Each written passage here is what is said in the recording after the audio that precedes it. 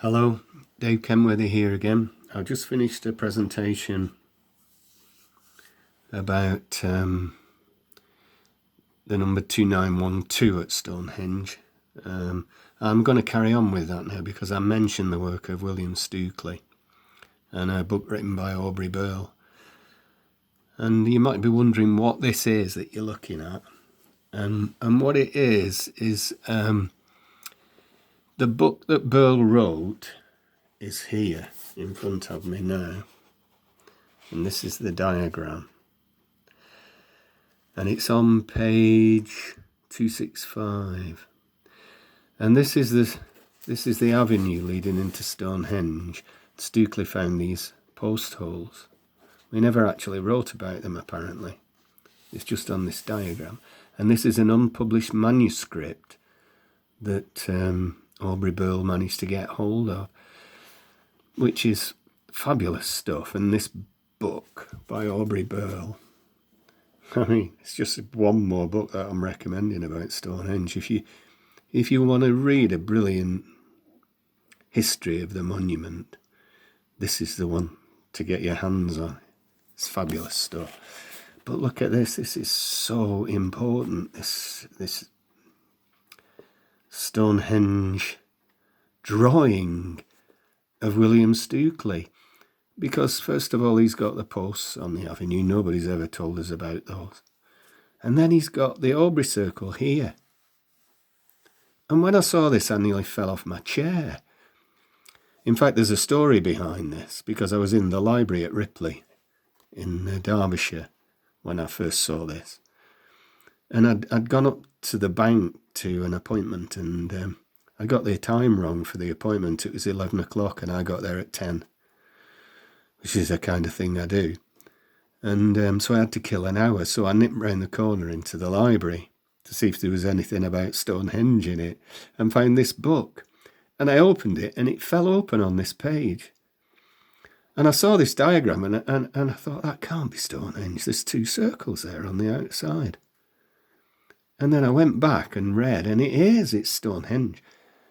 And I went to my appointment at the bank, and then I rushed home and I ordered this book.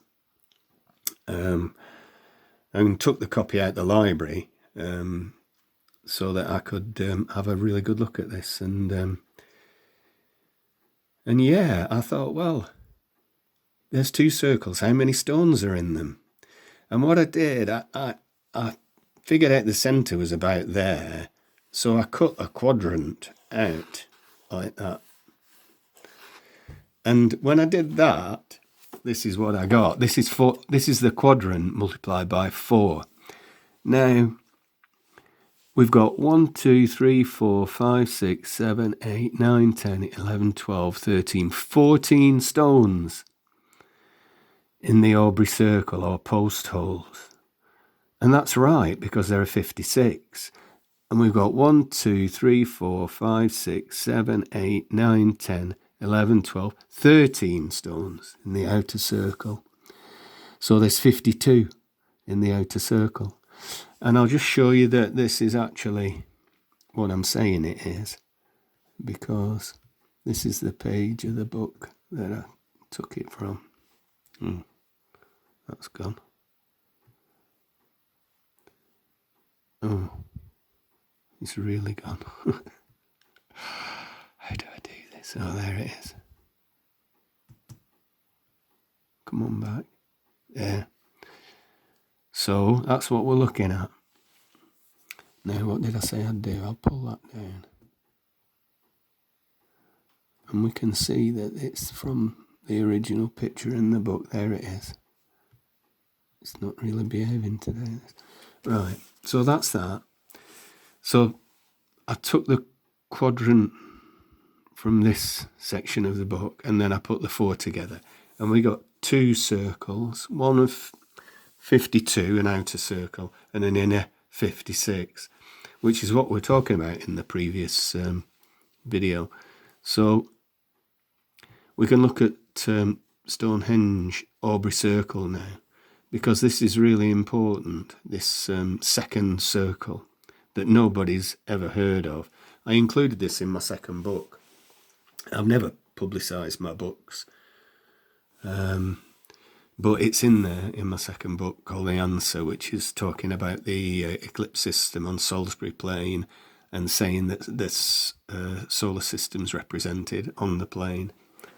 I didn't have the numbers the way I've got them now.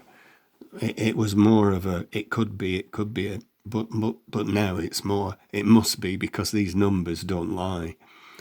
So we're looking at the Aubrey Circle at 897.60 feet. That's Tom. That's 330 megalithic yards. And if we divide it, divided by 22 times 7, 285.6, that's 105 megalithic yards. That's the diameter that Tom gives us on page 47 of his first book. Now, let's break that down by dividing it by 56. 5.1. So that can be 56 times 5.1 or 51 times 5.6. So let's say it's 51. That's 3 times 17. And we know Tom's megalithic yard is prime 17 at its base.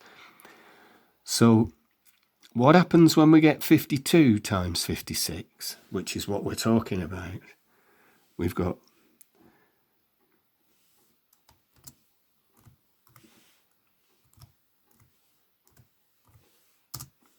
291.2, which is what we've just been talking about.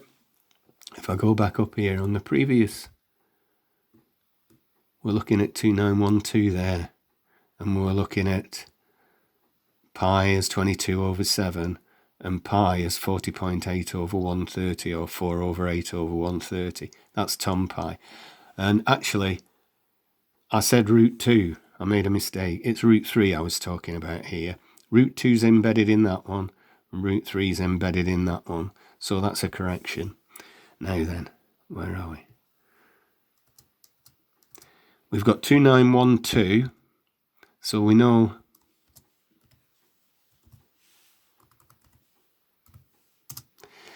we've got 915.2 as the circumference of the 52 stones, which is 52 times 56.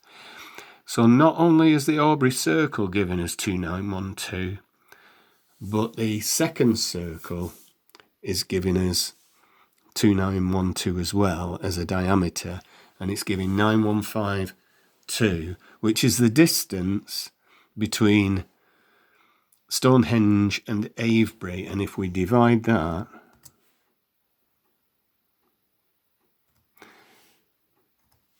by 5.28, we get 173.3, which is what we're talking about. That's root 2. That's root 3, sorry. That is half of root 3. Multiply that by 2, you get 1.733. And that's the danger period in days for calculating eclipses. So this second circle that nobody knows about at all at Stonehenge is in Aubrey Burl's book, and it's on Stukeley's missing manuscript. Now, I don't really know where that missing manuscript is. I did, but I've forgotten. But it's very, very important. And we can see 52 and 56 working together at Stonehenge. And that's giving us 2912 days. And that's what Stonehenge is all about.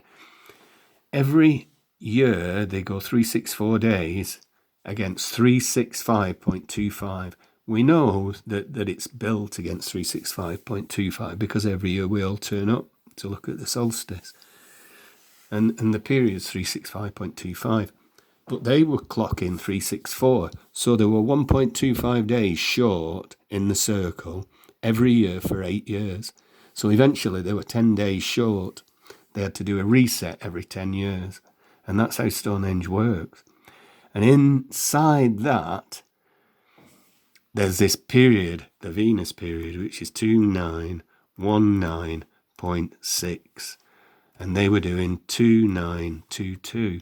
And the difference is 2.4 days over 8 years. So it's 0.3 of a day. And in my book, The Eclipse, I'm suggesting that the Venus unit is 15.84 inches. And the reason for that is 5280. 5280 is representing one day. I haven't explained why yet, but I will. 5280, the mile, represents one day. So if we multiply that by 0.3, we get the Venus unit, 1584. That's representing a third of a day. So they knew a third of a day was represented by 1584. And in 8 years, they're looking for 2.4 days. And they had it. It's that times 6 as times 8.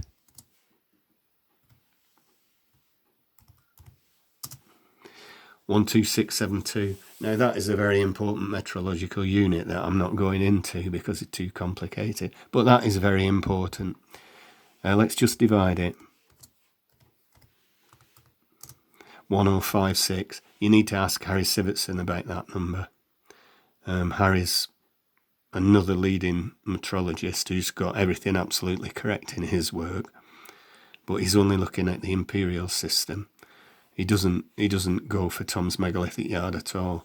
But Harry, I just want to say thanks to you, Harry, for all the help that you've given me over time on these problems, and certainly in respect of Egyptian measure, because I really didn't understand that at all till I spoke to you. So thank you, and that's it for now.